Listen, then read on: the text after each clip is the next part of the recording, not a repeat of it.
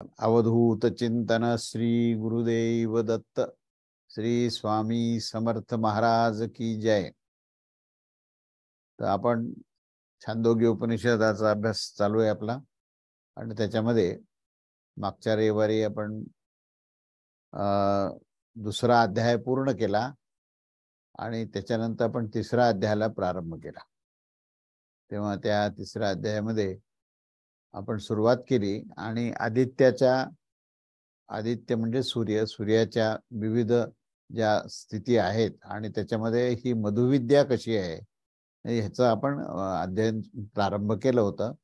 आणि त्याच्यानंतर त्याच्यामध्ये आपण विशेषतः काय काय पाहिलं तर आदित्य जो आहे म्हणजे सूर्य जो आहे त्याचा विविध ठिकाणाहून त्याचं दर्शन कसं कसं होतं, म्हणजे त्रैलोक्यातून या विविध स्तरावरून ज्यावेळेस आदित्याचं दर्शन होतं तेव्हा त्याची उगवण्याचं दिशा, त्याचं मावळण्याची दिशा, त्याचं अंतरिक्षामध्ये असणारं अस्तित्व आणि त्याचा होणारा परिणाम ह्या सगळ्या गोष्टीवर अतिशय छान असा प्रकाश टाकलेला आहे।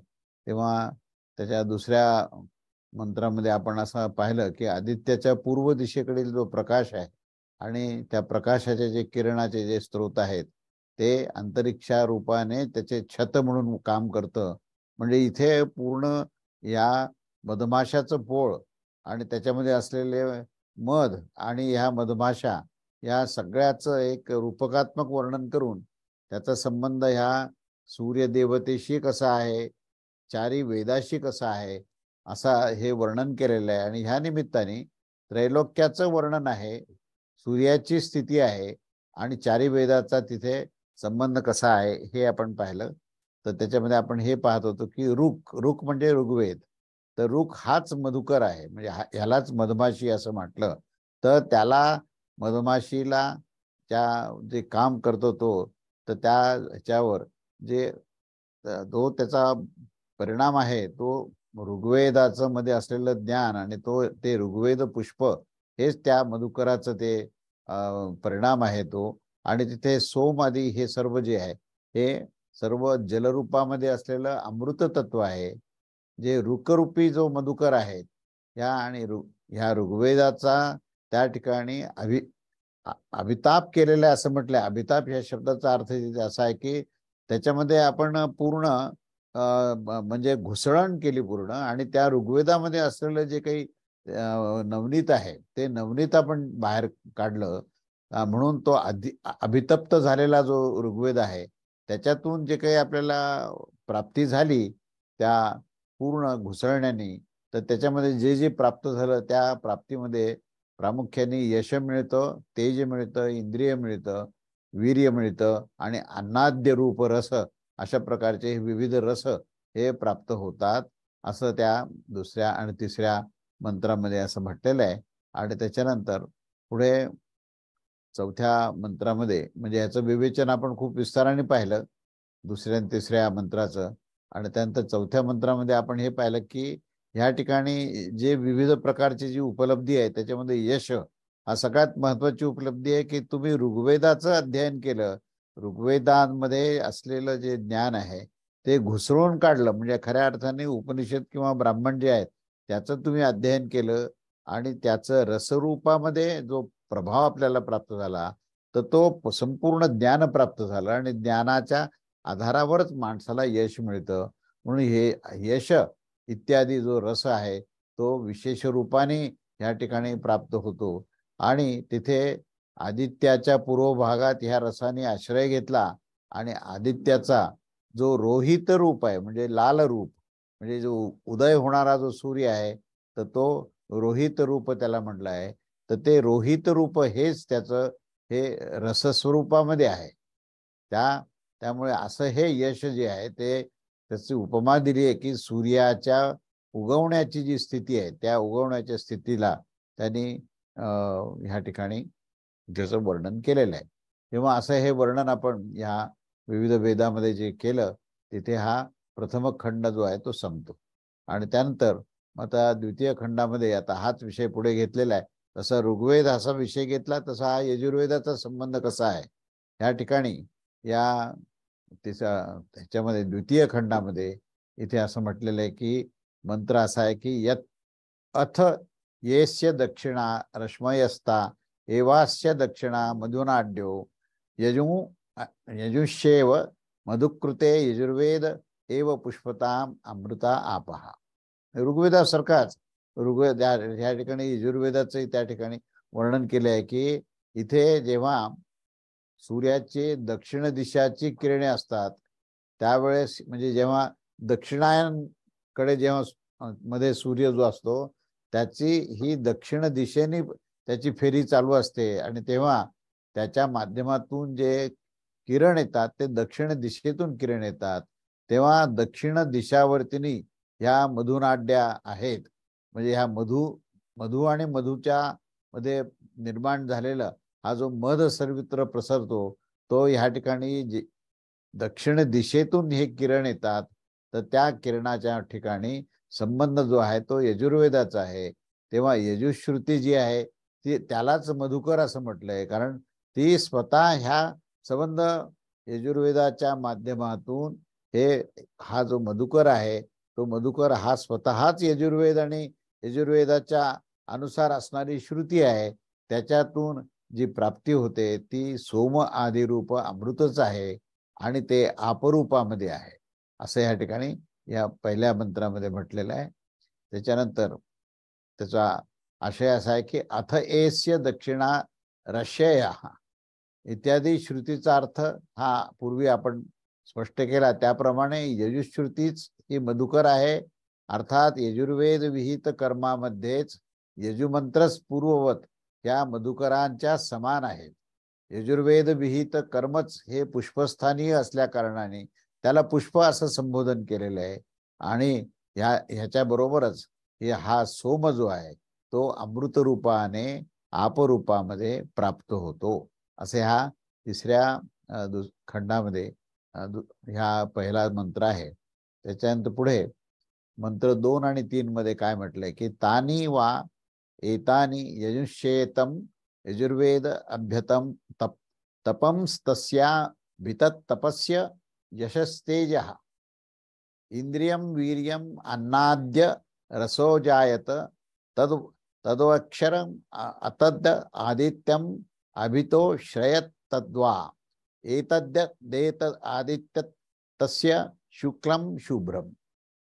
आता इथे त्याचा अर्थ असा आहे की तेव्हा या यजुश्रुती जी आहे त्या यजुर्वेदाचा जेव्हा अभिताप केला म्हणजे या ठिकाणी त्याच्यामध्ये असलेलं जे ज्ञान आहे ते घुसरून बाहेर काढलं तेव्हा त्या अभितप्त असलेल्या त्या यजुर्वेदापासून जी प्राप्ती आहे ती ऋग्वेदाप्रमाणे जिथे सांगितले की यश तेज इंद्रिय वीर्य आणि अन्नाद्य रूप रस हे त्याच्यातून निर्माण झाला आणि त्या रसाने विशेष रूपाने गमन केले आणि आदित्याच्या निकट त्या दक्षिण भागामध्ये त्या रसाने आश्रय घेतला असा जो आदित्याचा शुक्ल रूपाचा जो आविष्कार आहे तोच हा आविष्कार म्हणजे तो त्याचंच हे वर्णन आहे.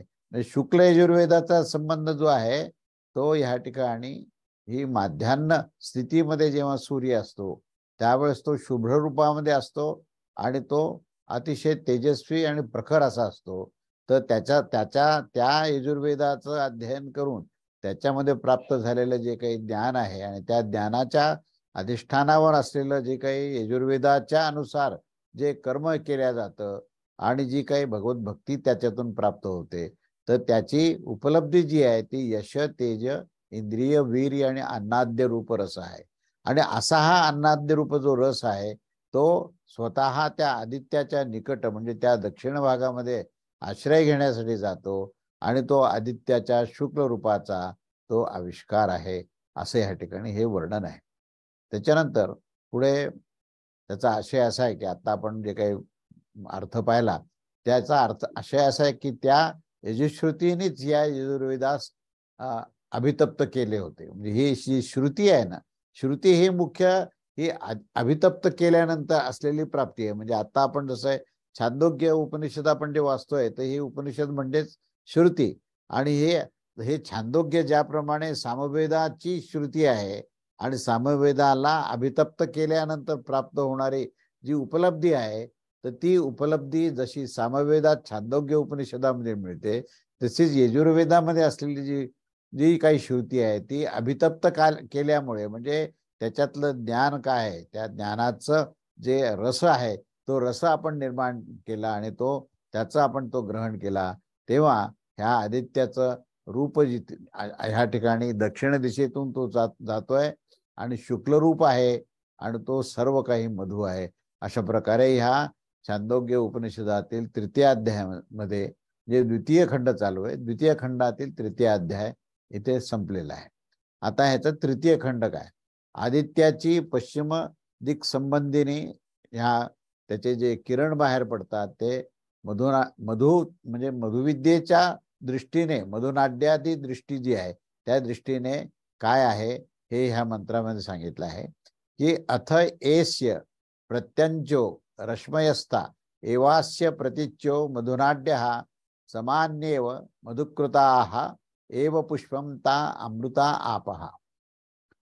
अर्थ असा आहे की आणि हे जे काही पश्चिमेकडील किरण येत असतात तेच या पश्चिमीय मधुनाड्या आहेत. सामश्रुतींच्या हे मधुकर आहेत आणि सामवेद विहित कर्मच पुष्प आहे आणि सोम आदी रूप अमृत या ठिकाणी आप आहे. म्हणजे आता इथे सामवेदाचा संबंध घेऊन त्याचा म्हणजे मधुविद्येचं वर्णन केलेलं आहे. तेव्हा याच्यामध्ये हे जे वर्णन केलेलं आहे त्या वर्णनामध्ये त्यांनी मुख्य म्हणजे सांगितलंय की सामवेद विहित कर्म हेच त्याचं पुष्प आहे, हेच त्याची उपलब्धी आहे आणि सोमादी रूप अमृत जे आहे ते अपरूपामध्ये त्याची प्राप्ती आहे, असं हे पहिल्या मंत्रात म्हटलंय. दुसऱ्या मंत्रामध्ये त्याने असं म्हटलं की तानी वा एतानी सामान्येतम सामवेदम अभ्यत तपस्तस्या तपस्या यशस्तेज इंद्रिय वीर्यम अन्नाद्यम सो जायत. या ठिकाणी सामश्रुतीच्या बद्दल ते असं म्हणतात, त्याचा अर्थ आहे ह्या दुसऱ्या मंत्राचा की ह्या सामश्रुतीनेच ह्या सामवेद विहित कर्मास अभितप्त केले, कर्मानी ते अभितप्त झालेले. सामवेद विहित जे कर्म सांगितले त्या कर्माचं अवलंबन केल्यानंतर ही अभितप्त होण्याची जी प्रक्रिया होते आणि त्या अभितप्त असलेल्या त्या सामवेदाच्या कारणाने आपल्याला यश तेज इंद्रिय वीर्य आणि अन्नाद्य रूप असा हा रस प्राप्त होतो. उपलब्धी तीच दाखवली आहे. पुढे मंत्रामध्ये असं म्हणतं की तद्वयक्षर तद्दादी आदित्यम भीतो आश्रय तद्व एतद् तेदाद आदित्यस्य कृष्णम रूपम. आता या ठिकाणी वेगळ्या प्रकारचं आदित्याचं रूप दाखवलंय की इथे याचा अर्थ असा आहे की ह्या रसाने विशेष रूपाने जे गमन केले आणि आदित्याच्या समीप पश्चिम भागाचा आश्रय घेतला आणि हा जो आदित्याचा जो आश्रय घेतल्यानंतर इथे आदित्याचा कृष्णमय तेज तिथे दिसते. आता हे कृष्णमय तेजाचं वर्णन या ठिकाणी केलेलं आहे आणि तेच ते आदित्याचे हे कृष्ण आहे. म्हणजे कृष्णरूप काय आहे, म्हणजे तिथे प्रचंड आदित्याचा प्रकाश आणि सगळा ऊर्जा असताना सुद्धा तिथे एक तुम्हाला कृष्णमय दर्शन होतं असं या ठिकाणी सांगितलंय. तेव्हा याचा आशय असा आहे की अथ एस्य प्रतंचो रश्मया, म्हणजे ह्या ठिकाणी श्रुतीचा अर्थ या तसाच दिलेला आहे की सामश्रुती जी आहे तीच मधु आहे आणि आदित्याचे तेज जे आहे तेच हे विविध प्रकारे दिसते. या सामवेदाच्या निमित्ताने पश्चिम दिशेतून येणारा जो मावळताना जो सूर्य आहे त्या सूर्याच्या ठिकाणी काळे कंगोरे दिसतात. आपण पुष्कळदा पाहतो की जेव्हा सूर्यास्त होत असतो तेव्हा सूर्याचं तेज हे वेगळ्या प्रकारे विलक्षण असं होतं आणि त्याच्यामध्ये एक लाल रंग असा दिसतो. पण तिथे आजूबाजूला असलेले जे काही मेघ आहेत त्या मेघाला काळे कंगोरे दिसतात तुम्हाला. तेव्हा त्याचंच हे वर्णन केलेलं आहे. अशा प्रकारे हे छांदोग्य उपनिषदातील तृतीय अध्यायातील तृतीय खंड इथे संपलेला आहे. आता तृतीय अध्यायातील चतुर्थ खंड काय म्हणतो ते बघा की आदित्याची आता उत्तर, म्हणजे ह्या आधी दक्षिण दिशेमध्ये सांगितले, आता उत्तर दिक संबंधीने जे काही किरण बाहेर पडतात त्या किरणामध्ये मधुनाड्यादी दृष्टी काय सांगते ही मधुदृष्टी म्हणजे मधुविद्या त्यात पाहते की तिथे मंत्र असा आहे पहिला की अथ एस्योच्चो रश्मयस्ता एवास्यो दिच्यो मधुनाड्यो अथ अथ अथर्व अंगिरसः एव मधुकृत इतिहास पुराणम पुष्पम ता अमृता आपहा. आता चौथा वेदाबद्दल सांगितलेलं आहे. म्हणजे अथर्व अंगिरस ह्याच्या संदर्भात हा मंत्र आहे की तो म्हणता त्याचा अर्थ असा आहे की आणि जी उत्तर दिशेने जी किरण येतात, आता जेव्हा उत्तरायण चालू आहे तेव्हा उत्तर दिशेतून सूर्याची किरण येत आहेत, तेव्हा ते ह्या उत्तर दिशेच्याच मधुनाड्या आहेत. म्हणजे ज्या दिशेतून सूर्याचे किरण आले त्या किरणातूनच त्या मधुनाड्या, म्हणजे त्यातून मध स्त्रवत असतो, त्या मधुकराचं हे वर्णन आहे. तेव्हा ह्या अथर्व अंगिरस जी श्रुती आहे त्या श्रुतीलाच मधुकर असं म्हटलंय. आणि त्याची उपलब्धी काय आहे तर त्या अथर्व वेदातूनच इतिहास आणि पुराण अशा प्रकारचे ते पुष्प निर्माण झाले आणि ते सोम आदी रूप अमृतच आहेत. आणि अमृत असं हे आप म्हणजे जलरूपामध्ये ते आहे, असं हे एकंदरीत वर्णन केलेलं आहे.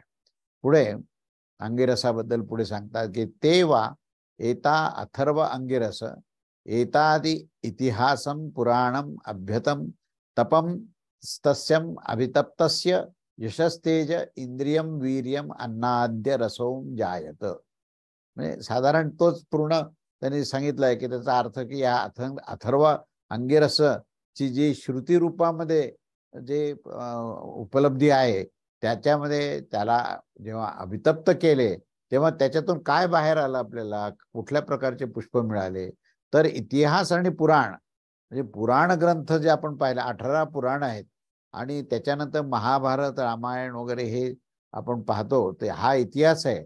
तेव्हा ह्या महाभागवत पुराणासहित जे 18 पुराण आहेत आणि इतिहासाचे जे ग्रंथ आहेत हे सर्व ग्रंथ हे आधीच त्या अथर्व अंगिरस श्रुतीमध्ये हे उपलब्ध होते.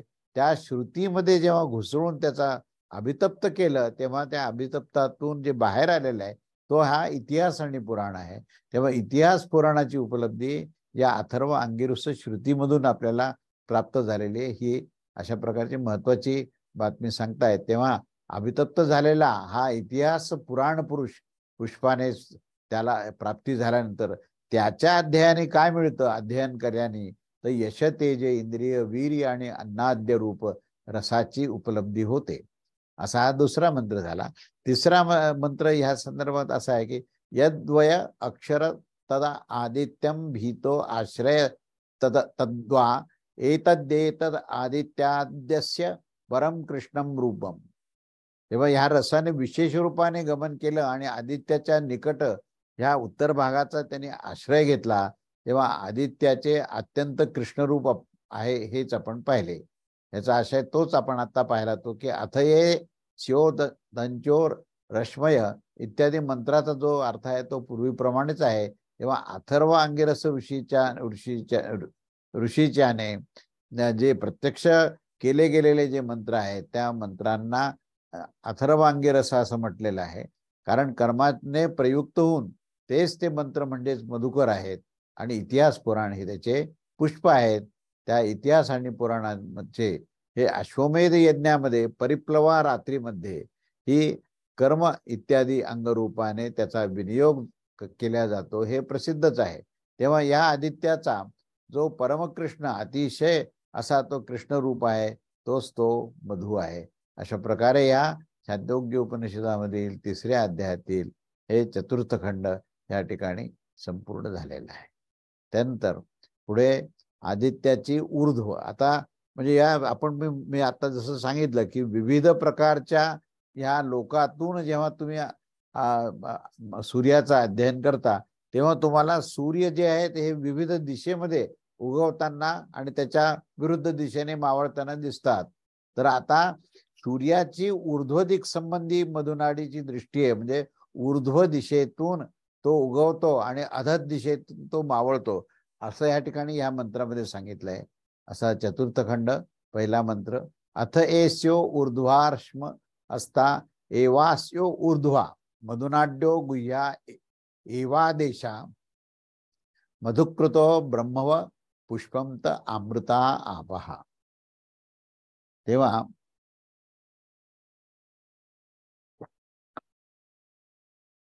याचा अर्थ असा आहे की जी ऊर्ध्वरश्मी म्हणजे वरून वरून जे वरच्या भागातून जे सूर्याचे किरण येतात तेच याची वरील दिशेच्या मधुनाड्या आहेत आणि गुह्य आदेशच हा त्याच्यातून प्राप्त होतो, तोच मधुकर आहे आणि प्रणवरूपी ब्रह्मतत्वाची प्राप्ती हे याच्यातलं पुष्प आहे आणि तो सोमादिरूप अमृत जो आहे तेच या ठिकाणी आपरूपामध्ये आहे. म्हणजे इथे ह्या ऊर्ध्व दिशेचा संबंध इथे दिलेला आहे आणि त्याची उपलब्धी दिलेली आहे. ती उपलब्धी जी आहे ती शेवटी ब्रह्मतत्वाची उपलब्धी आहे. प्रणवरूप ब्रह्मतत्वच या ठिकाणी पुष्प म्हणून प्राप्त होतं असं हे सांगितलेलं आहे. त्यानंतर पुढचा जो दुसरा मंत्र आहे, तद्वय अक्षरता आदित्यम भीतो अश्रया तद्वा एतद्य तेददा आदित्यस्य मध्ये शोभत इव. त्या रसाने विशेष रूपाने गमन केले आणि त्या आदित्याच्या निकट ऊर्ध्व भागामध्ये त्याचा आश्रय घेतला आणि हा जो आदित्याच्या मध्यामध्ये तो क्षुब्ध असा होता आणि हाच तो मधु आहे. म्हणजे त्या ठिकाणी हे पूर्ण जे वर्णन आहे हे पूर्ण आदित्याचं ऊर्ध्व दिशेमधून असलेलं त्याची ही उपलब्धी आहे. त्याच्यानंतर हा दुसरा जो मंत्र आहे त्याच्यामधला तो याचं असं सांगतात की तेवा एते गुह्या आदेशा एतद ब्रह्मा अभ्यातपम तस्या अभितप्तस्य यशस्तेज इंद्रिया वीर्यम अन्नाद्य सो जायते. म्हणजे हे जे काही गुह्य आदेश जे प्राप्त होतात ऊर्ध्व दिशेतून या पूर्ण सूर्याच्या किरणाच्या माध्यमातून त्या गुह्य आदेशानेच हा प्रणव संज्ञक ब्रह्मतत्व जे आहे तेच अभितप्त होतं आणि अभितप्त ब्रह्मतत्वानेच तुम्हाला यश तेज इंद्रिय वीर्य आणि अन्नाद्य रूप असा रस प्राप्त होतो. अशा प्रकारचं ही उपलब्धी होते. पुढे ते म्हणतात की तद्वय अक्षर आदित्यम अभितो आश्रय तद्वा एतद्यत्तेदा आदित्यस्य मध्ये शोभत एव. त्या रसाने विशेष रूपाने गमन केले आणि त्या आदित्याच्या निकट ऊर्ध्व भागामध्ये आश्रित झाला. हा जो आदित्याचा मध्यामध्ये जो क्षुब्ध झाला तोच तो हा मधु आहे. आणि पुढे म्हणतात की तेव्हा येते रसानाम रसावेदा ही रसास्तेषाम येते रसास्तानि वा एतान्य अमृतानाम वंदा य मृतास्तेषाम एतान्य मृतानि. म्हणजे या पूर्वीच्याच गोष्टीचं त्याने पुढे वर्णन केले की असा हा जो पूर्वी सांगितलेला जो लोहितादी म्हणजे जो लाल रंगाचं रूप अशा प्रकारचं ते तो जेव्हा धारण करतो तेव्हा तो अक्षरशः रसाचा रस असतो. तो वेदाचा रस आहे आणि हे देखील त्याचा वेदाच्या रसाचा रस आहे. तेव्हा हे शेवटी प्राप्त झालेलं हे अमृतच आहे आणि एवढंच नाही की त्याला अमृताचं अमृत असं म्हटलं म्हणजे अंतिम अशा प्रकारचं आहे. तेव्हा वेदच जर अमृत आहे तर त्याचे देखील हे अमृताचे अमृत आहे असा म्हणजे ह्याचा आशय असा आहे की पूर्वोक्त जे काही रोहितादी रूप जे वर्णन केलं होतं ते वर्णन जे आहे ते रसाचं रस आहे. कोणत्या रसाचा रस आहे असा प्रश्न उत्पन्न झाला तर श्रुती काय सांगते की लोकांचं सारभूत हे भूमिका असल्या कारणाने वेदच सार आहेत आणि सार म्हणजेच तो रस आहे आणि कर्मभावास प्राप्त झालेल्या या रसा देखील ते रोहितादी रूप विशेष अशा प्रकारचा जो रस आहे म्हणजे अत्यंत सारभूत रस असा तो आहे. ह्या अमृताच्या ही अमृतास प्राप्त करणे आहे. कारण की वेदच नित्य असल्या कारणाने ते अमृत आहेत आणि त्याचे देखील पुढे ह्या रोहितादी रूपाने ते अमृताचे अमृत म्हणजे रसानाम रसहा असं त्याचं वर्णन केलंय. म्हणजे रसाचे रस इत्यादी वाक्य या कर्माची स्तुती करण्याकरता केलेले आहे. तेव्हा या वाक्याचं तात्पर्य असं आहे की ज्या रसरूप कर्माचे असे हे अमृत फल आहे त्याच्या महात्म्याचं इथे हे संपूर्णपणे वर्णन केलेलं आहे. अशा प्रकारे ह्या छांदोग्य उपनिषदातील 3ऱ्या अध्यायातला हा पंचम खंड हा पूर्ण झालेला आहे. नंतर 6वा खंड आता पुढे विविध देवदेवता आणि स्तर दिलेले आहेत. वसू पहिल्यांदा वसूंच्या जीवन आश्रयभूत ही प्रथम आता हे 5 प्रकारचे अमृताचे प्रकार सांगितले त्याच्या पुढे. त्यामुळे पहिला जो प्रकार आहे प्रथम अमृताची उपासना ही वसूच्या जीवन आश्रयभूत केल्याने प्राप्त होते. तेव्हा त्याचा मंत्र असा आहे की तद्यत प्रथमम अमृतम तद्व सव उपजीव अंत्याग्न्या मुखेन न वै देवा अश्नंती न पिब्यन्ते देवामृत दृष्ट्वा तर्प्यंती. यामध्ये जे पहिले अमृत आहे त्यास वसुगणा अग्निप्रधान होऊन जीवन धारण करत असतात. म्हणजे हा भूलोकाचा विषय आहे. या ठिकाणी अग्नी हा प्रधान आहे आणि देवता जे आहेत ते वसुगुण आहेत. त्याच्यामध्येच प्रथम अमृताची निर्मिती होत असते असं सांगितलंय. आणि पुढे देवगण त्याचं जे काही पाहतात ते ह्याच्यातून निर्माण झालेला तेव्हा देवगण जे आहेत ह्या अमृताला न घेत असतात, न खातात, न पितात, कारण ते वायुरूपामध्ये तेजस्वी रूपात आहेत. परंतु त्यांना अमृताची अत्यंत अशा प्रकारची त्यांना आवड आहे. त्यामुळे ते अमृताला दुरूनच पाहतात आणि ते अमृतास पाहूनच तप्त होऊन तृप्त होऊन जातात. पूर्ण तृप्ती त्यांची आहे त्या अमृताच्या नुसत्या दर्शनाने होते. तेव्हा इथं आशय असा आहे की तिथे ज्यामध्ये ते रोहित रूपवाले जे प्रथम अमृत असते त्याच्या उपजीवी असणाऱ्या या प्रातस्समन अधिकारी वसुगण जे असतात, जे अग्निमुखाने प्रधानभूत अग्नीने अर्थात अग्निप्रधान होऊन त्यांची उपजीवी होतात, त्या अन्नाद्य रूप रस उत्पन्न झाले. आणि या वाक्याने सिद्ध होत आहे की त्यास एक एक घास घेऊन ते खात असतात. याचा संबंधी देवगण मात्र ते खातही नाहीत आणि पितही नाहीत. तर या वाक्यामध्ये त्याचा प्रतिषेध केलेला आहे की कसा, तर नंतर ते कशा प्रकारे उपजीवी होतात, मग देवतांचं उपजीवन कसं होतं. तर त्यांनी असा प्रश्न विचारल्यावर त्याचं उत्तर दिलं की या उपयुक्त अमृतास आणि रोहित रूपास ज्यावेळेस उपलब्ध होते त्यावेळेस त्या सर्वांना समस्त त्या इंद्रियाचा जो अनुभव असतो त्या इंद्रियाच्या अनुभवातून म्हणजे केवळ तो दृश्य रूपाने असणारा असल्यामुळे त्याला पाहूनच ते देवगण जे आहे ते तृप्त होतात. कारण दृश्य धातू समस्त इंद्रियाद्वारे उपलब्ध होणारे ज्ञान असल्याने त्याच अर्थाने तो प्रयुक्त होत असतो असा त्याचा आशय आहे. परंतु येथे ते सांगितले आहे की रोहित रूपास पाहून अर्थात संपूर्ण इंद्रियाच्या माध्यमातून इंद्रियजन्य अनुभव घे असं म्हटलेलं आहे. नंतर रूप आदी अन्य इंद्रियाचे विषय कसे काय होतील यावर असं सांगतात की असं काही नाही आहे. कारण की श्रोतादी अन्य इंद्रियाचे जे विषय आहेत तर ते यश इत्यादी आहेत. म्हणजे त्याच्यामध्ये यशाचा अनुभव हे इंद्रियाशी संबंधित आहे. यश जे आहे हे श्रोत्रग्राह्य आहे. चक्षु जे आहे ते इंद्रियाचे विषय तेजोरूप आहेत. विषय ग्रहण रूपाने जे कार्य होतं त्याची अनुमती असल्या कारणानंच त्या सामर्थ्याचे नाव त्याला इंद्रिय असं म्हटलं. इंद्रिय हे माध्यम आहे सगळ्या प्रकारच्या यशाची उपलब्धी आणि अनुभव घेण्याकरता. वीर्य म्हणजे बल आणि देहगत उत्साह जो असतो त्यालाच वीर्य किंवा बल असं म्हटलंय. अर्थात जो प्राणवत्ता आणि अन्नाद्य ही जी काही उपलब्धी आहे आणि ज्याचे आश्रित होऊन प्राणादी प्रतिदिन जीवित राहत असतात आणि जे शरीराची स्थिती ही स्वास्थ्यपूर्ण ठेवत असतात त्यालाच त्यांनी अन्नाद्य असं म्हटलं. ही उपलब्धी आहे. तेव्हा अशा प्रकारे हे सर्व काही रस आहे यास पाहून देवदेवता देखील केवळ दृष्टीने पाहूनच ते तृप्त होतात.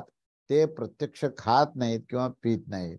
कारण त्यांना स्थूलदेह पण त्यांना जो स्थूलदेहात्मक जो काही उपलब्धी आहे ती त्यांना नसते. तर त्यांची उपलब्धी जी आहे ही तेजोमय आणि वायुरूप असते. तर त्यांना केवळ स्पर्शाने तिथे तृप्ती आहे. केवळ दृश्य पाहण्याने तिथे तृप्ती आहे. म्हणून त्या इंद्रियाला फक्त तृप्ती मिळण्याकरता केवळ त्या अमृतास तरी पाहिलं म्हणजे त्या रोहित रूप आदित्याच्या मधून जे मधूने युक्त असलेले जे किरण बाहेर पडतात त्या किरणांना त्यांनी केवळ दृष्टीने पाहिल्यानंतरच तृप्ती होते. आणि मग आदित्याच्या आश्रित झाल्यामुळे सर्व जे काही देहाचे सर्व जे काही दुर्गंधयुक्त जे दोष असतात आणि इंद्रियाचे सुद्धा जे दोष असतात ते दोष जे आहेत ते ह्या आदित्याच्या या दिव्य किरणाने मुक्त होत असतात. तेव्हा हे लोक जे आहेत ते उद्यमहीन म्हणजे प्रयत्न न करताच अमृताची उपजीवी होतात का असा एक प्रश्न काही लोकांच्या मनात आला. तेव्हा तसं अजिबात नाहीये. तर पुन्हा कशा प्रकारे होत असतात यावर पुढचा मंत्र आहे आणि या मंत्रामध्ये ते म्हणतात की त एतद्देव रूपम रूपम भींस विशंते स्मा रूपा द्युद्यंती. ते देवगण जे आहेत ते त्या रूपास लक्ष करूनच ते उदासीन होऊन जातात आणि त्यानंतर पुन्हा त्याच रूपास पाहून ते उत्साहितही होतात. म्हणजे त्यांची ही परिस्थिती कशी आहे की पाहिल्यानंतर ते प्रथम उदासीन होतात, कारण हे टिकतं का नाही टिकत हा विचार आहे. तेव्हा देवगणांना हे अमृत रूपामध्ये उपलब्धी होते असं वाटत जरी असलं तरी मनात संशय आहे की माझ्या इंद्रियाच्या माध्यमातून मी हे जे काही प्राप्त करतो ते पुढे टिकेल काय. पण त्यानंतर पुन्हा एकदा त्याचा आस्वाद घेत असताना ते उत्साहित होत असतात. तेव्हा याचा आशय असा आहे की ह्या रूपासच लक्ष करून, अर्थात ह्या भोगासच हे प्राप्त करण्याकरता तर त्यांना आता क्षणभर सुद्धा हा क्षणिक आहे ते, त्यामुळे ते काही वेळातच नष्ट होणार ह्या केवळ विचारानेच ते उदासीन होऊन जातात. आणि जेव्हा अमृताच्या भोगाची वेळ प्राप्त होते तेव्हा या अमृताचे किंवा या अमृताच्या भोगासाठीच या रूपासच उत्साहपूर्वक ते पाहायला लागतात की हा जो काही हे अमृत जे दिसतं ते क्षणभंगूर आहे असं जरी वाटत असेल तरी त्याचा जो काही भोग आपण घ्यावा आणि त्या भोग घेण्याकरता पुन्हा एकदा त्यांच्यात उत्साह निर्माण होतो. कारण जो अनुत्साही, अनुष्ठानहीन आणि आळशी आहे त्या लोकांना त्याची भोग प्राप्ती होत नाही हे त्याच्या लक्षात येते आणि म्हणून पुन्हा एकदा उत्साहाने ते त्या अमृताचा भोग प्राप्त करतात. या संदर्भात पुढे तिसऱ्या मंत्रात असं म्हणते की स य एतदेव अमृतम वेद वसुनामे वैको भूत्वा अग्निनैव मुखे नैत देवामृतम दृष्ट्वा तप्यसी स एतदेव रूपम भी सम विशत्ते तस्माद रूपात उदेती. आता तो याचा अर्थ असा की तो ज्या प्रकारे या अमृतास जाणत असतो तो या वसुदेवामध्ये सुद्धा कोणी एक होऊन तो अग्नीचीच प्राधान्याने त्या अग्नीचीच उपासना करून आणि त्यांना पाहूनच ते तृप्त होऊन जात असतात. कारण तो या रूपास लक्ष करूनच उदासीन होतो आणि ह्या रूपासच तो उत्साहित होत असतो. हे आपण आधी पाहिलं. जो कोणी पुरुष ह्या यथोक्त अमृतास अशा प्रकारे जाणतो, अशा प्रकारे म्हणजे कसं की ह्याच्यातून ह्या सूर्यकिरणातून ज्या मधुप्राप्ती होते ती मधूची उपलब्धी ही विविध वेदाच्या रूपात होते. वेदाचा आपण पूर्ण त्याचं मंथन केल्यानंतर त्याच्यातून प्राप्त होणारी ज्या श्रुती आहेत त्या श्रुतीच्या पूर्ण अध्ययनाने आणि त्याच्या उपलब्धीमध्ये तुम्हाला यशप्राप्ती होते आणि सर्व प्रकारच्या उपलब्धी त्यात होतात. अशा प्रकारची जाण ठेवून असं हे ज्ञान प्राप्त केल्यानंतर त्या अमृतास तो जाणतो. म्हणजेच काय तर ऋग्वेद विहित कर्म करून त्या कर्मरूप पुष्पामध्ये रुक श्रुती रूप मधुकारांच्या म्हणजेच त्या मधमाशांच्या अधितप्ताद्वारे ह्या रसाचे संरक्षण होणे आणि आदित्याचे आश्रय घेणे, रोहित रूप होऊन जाणे, अमृताचे पूर्व दिक्वर्तिनी रश्मिनाड्यामध्ये ते स्थित होणे, वसुनामक देवाचे भोग्य होणे, त्या जाणणाऱ्याला वसुगुणांची साथ आणि त्याच्या एकतेस प्राप्त होऊन अग्नी प्रधानतेने त्याचे आश्रित हे अशा प्रकारचे जीवन धारण करणे आणि त्याच्या दर्शनमात्राने त्याचे जाणणे झाल्यामुळे तृप्त होणे, आपल्या भोगाच्या समयी त्याचे त्या कारणी उत्साहित होणे आणि भोगाच्या संधीच्या समाप्तीवर पुन्हा एकदा उदासीन होणे, असं हे जी काही संबंध जी प्रक्रिया आहे त्या संबंध प्रक्रियेला जो जाणत असतो तो देखील वसूच्या समान ह्या सर्व बाबतीत त्या प्रकारचे अनुभव घेत असतो. म्हणजे ज्याप्रमाणे ते वसुगण याचा अनुभव किंवा उपभोग घेतात अगदी तशाच प्रकारचा उपभोग जो मनुष्य या सर्वांना परिपूर्णपणे अध्ययन करून जाणतो त्यांना देखील या वसुगणा प्रमाणेच त्यांना त्याची ती उपलब्धी होते, असा ह्या पूर्ण मंत्राचा आशय आहे. पुढे चौथा मंत्र असा आहे की स याव आदित्य पुरस्ताद उदेता पश्चात स्तमता वसुनामेव तवाद आदित्यम सर्वार स्वराज्यम पर्येत. आतापर्यंत जे काय आपण पाहिलं ते आदित्य पूर्व दिशेकडून उगवत होता आणि पश्चिम दिशेकडे अस्त होत होता. तोपर्यंत तो विद्वान जो आहे तो वसूच्या या अश्विपत्यास म्हणजे अधिपत्यास, वसूच्या अधिपत्यास आणि स्वराज्यास तो एकरूप होतो आणि तो वसूच्या अधिपत्याला प्रमाणेच स्वतःचं अधिपत्य आणि स्वतः ते स्वराज्य तो स्थापन करून त्याच्यामध्ये तो उपभोग घेतो. म्हणजे आशय असा आहे की आतापर्यंत जे काही पाहिलं आपण की आदित्य हा पूर्व दिशेकडून उगवतो आणि पश्चिमेकडे अस्त पावत असतो, तोपर्यंत या वसूंचा भोगाचा जो काळ चालू असतो. म्हणजे वसुदेवाचा वसुदेवते जे देवता जे आहेत त्यांचा भोगाचा काळ कुठला आहे, तर सूर्य उगवण्यापासून सूर्य मावळण्यापर्यंत आहे. आणि कशाची प्रधानता आहे, तर ती अग्नीची प्रधानता आहे. तर अशा प्रकारे हा जो काही सूर्य उगवतो आणि सूर्य पश्चिमेला मावळतो तोपर्यंत जो वसूंचा भोग आहे, तेव्हा तो विद्वान जो आहे तो तितक्याच काळात त्या वसूंचे जे आधिपत्य आणि स्वराज्य जे असतं त्या सर्वांना तो स्वतः त्या पूर्ण उपासनेने, त्या कर्म करण्याने आणि त्याच्यातून ज्ञान प्राप्त करण्यामुळे तो या वसूचं आधिपत्य आणि वसूचं स्वराज्य जे आहे तो स्वतः सर्व बाजूनी प्राप्त करतो, असा याचा आशयात्मक भाव आहे.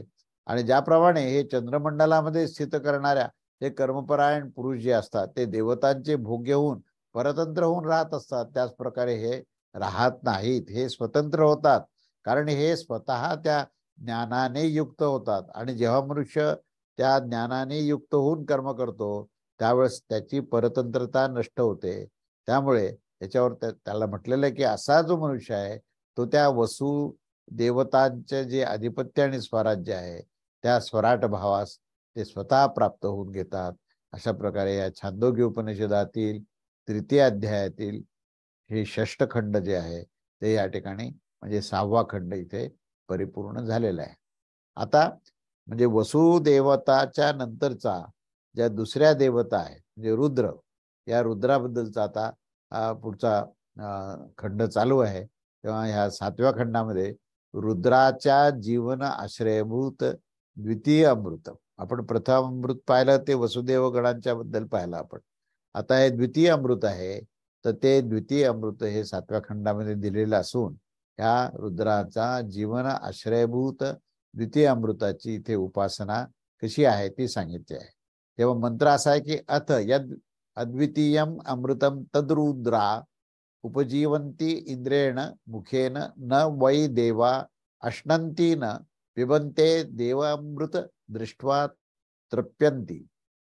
अर्थ असा आहे की आता हे जे दुसरं अमृत आहे ते रुद्रगण इंद्रप्रधान होऊन त्याच्या आश्रयाने जीवन धारण करत असतात आणि देवगण तर खातच नाहीत आणि पितच नाहीत, तर त्या अमृताला पाहूनच ते तृप्त होत असतात. म्हणजे आता हे दुसऱ्या स्तरावरचा आपण विचार सुरू केलाय, दुसरं अमृत आहे. तेव्हा याच्यामध्ये जे सांगितलं आहे ते हे रुद्रगणाचं वर्णन आहे. रुद्रगण या ठिकाणी हे इथे आधी अग्निप्रधानता होती, तर इथे इंद्रप्रधानता आहे. म्हणजे इथे देवलोकाचा संबंध आहे, तिथे भूलोकाचा संबंध आहे. तेव्हा इथे इंद्रप्रधान होऊन त्याचं हे आश्रय ते घेतात आणि त्या आश्रयाने ते जीवन धारण करतात आणि त्या सर्व गोष्टीला पाहून हे जे इंद्राचे जे देवगण आहेत ते त्या अमृताला केवळ पाहूनच तृप्त होतात, ते प्रत्यक्ष त्याला खात नाहीत किंवा पित नाहीत, असा या मंत्राचा आशय आहे. तेव्हा त्याचा पुढचा जो भाग आहे तो आपण आता पुढच्या रविवारी बघूया. तेव्हा आता आपण जो पाहिला 7वा खंड आपण सुरू केलेला आहे आणि 7व्या खंडामध्ये रुद्र ह्या विषयावर आपण आता चिंतन सुरू केलं आहे. त्याचा विस्तार पुढच्या रविवारी बघूया. अवधूत चिंतन श्री गुरुदेव दत्त. श्री स्वामी समर्थ महाराज की जय.